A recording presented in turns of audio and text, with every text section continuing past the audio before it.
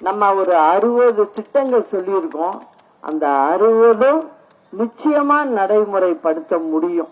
அப்படி உள்ளதை மட்டும்தான் நான் சொல்லியிருக்கேன். அதை கூட எப்படி செய்ய முடியும் அப்படிங்கறதுக்கு, கடை வாங்காம பண்ணணும் அப்படிங்கறதுக்கு பார்க்கும்போது, இந்த மின்சாரத்துறையில இதுல எல்லாம் வெளியில போகுது உள்ள பணம், அரசாங்கத்துக்கு வர வேண்டிய பணம் வேற இடத்துக்கு போயிட்டு இருக்கு. அதெல்லாம் மாத்தி திருப்பி அரசாங்கத்துக்கு வர வச்சா நிச்சயமா மக்களுக்கு இதெல்லாம் செய்ய முடியும். அந்த நினைப்புல தான் நான் சொல்லி இருக்கிறேன்.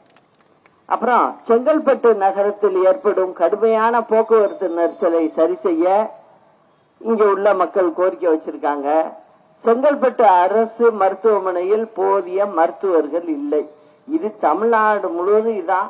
மருத்துவர்கள் கிடையாது, நர்ஸு கிடையாது, மருந்து கிடையாது.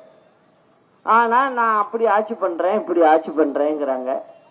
செங்கல்பட்டு நகராட்சி பகுதியில் உள்ள குடிநீர் பற்றாக்குறையை உடனடியாக சரி செய்ய கோரிக்கை.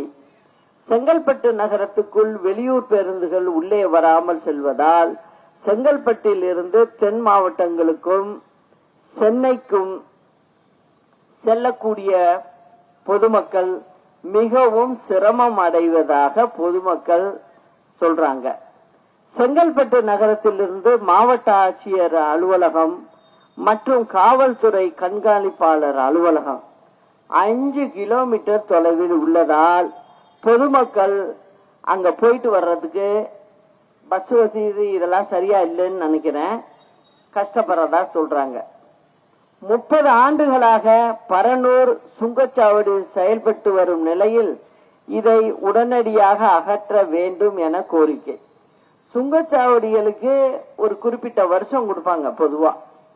அந்த வருஷம் முடிஞ்சிருச்சுன்னா அதுக்கப்புறம் பணம் கட்ட வேண்டிய டோல் வசூல் பண்ண முடியாது. அதுக்கு நடவடிக்கை அரசாங்கம் தான் எடுக்கணும் அப்படிங்கறதையும் சொல்லிக்கிறேன்.